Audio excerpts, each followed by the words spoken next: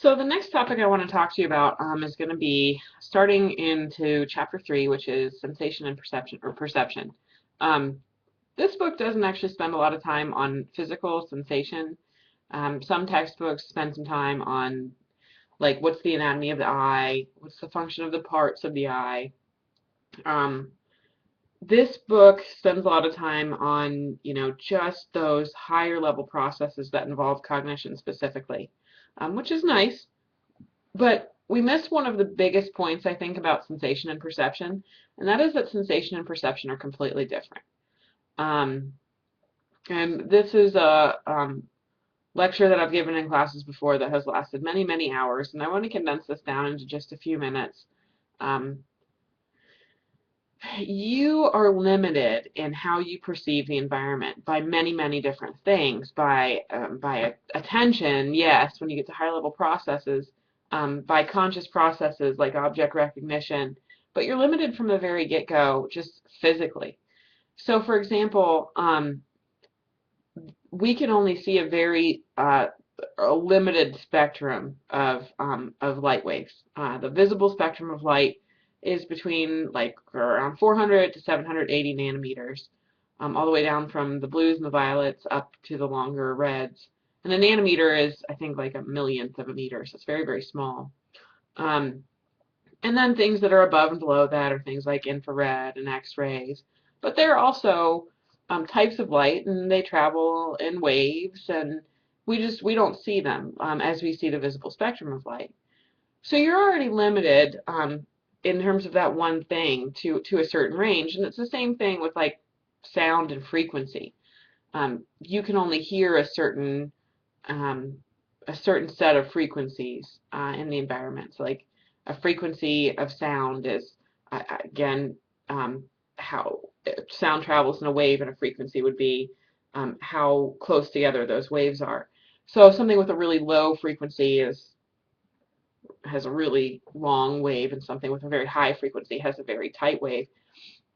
And things with a high frequency are high pitched, and things with a low frequency are low pitched.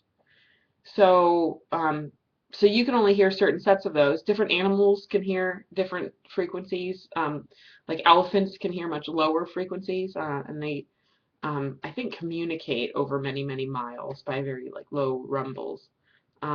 Dogs can hear higher frequencies, and that's why dog whistles, you can't hear them, but they can really irritate a dog. And then kids can hear really high frequencies. So if you really want to irritate some children, set out some super high frequency stuff in just their range. And in fact, there are shopping malls, I think in Australia, that use this to keep teenagers away because teenagers can hear higher frequencies than older people. So they would play a high, kind of irritating high frequency noise over the speaker system and try to keep the teenagers away. I don't know if it worked or not. So, okay, so again, you're already limited in terms of what gets into your sensory systems. But then let me talk to you about the difference between sensation and perception, because sensation is like the raw physical, what reaches you. Um, and what does reach you, say, from vision, are little packets of these waves of light that come into your eye and hit the retina in the back of your eye, and then that signal is turned into it's called transduction. It's turned into a perceptual kind of code.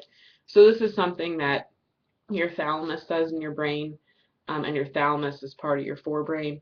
So if you ever heard of the thalamus, some intro psych textbooks say that it acts as a sensory relay. And really what it's doing is it's putting sensory information into a readable code for the rest of your brain.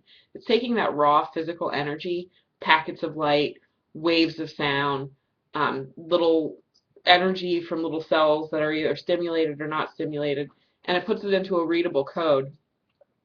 And this might sound like a really complicated task. Like, say, when in vision, that's just your retina sending your thalamus a set of instructions that like these cells were on and these cells were off, and then your thalamus starts to construct that into what ends up being your perception. So everything you see around you.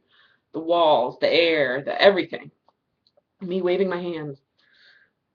Um, but that's kind of like a computer, you know, sending, again, we can use a computer metaphor. It's kind of like a computer.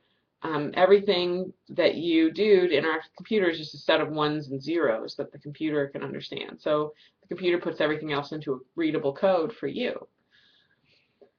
So, so sensation is kind of this raw physical energy that you get. Perception is what you perceive in it, and those two things are very different, and they depend on things like your expectations, your experience, um, whether or not you're paying attention, just a whole variety of things, and some things that we'll spend some time talking about this semester. Okay.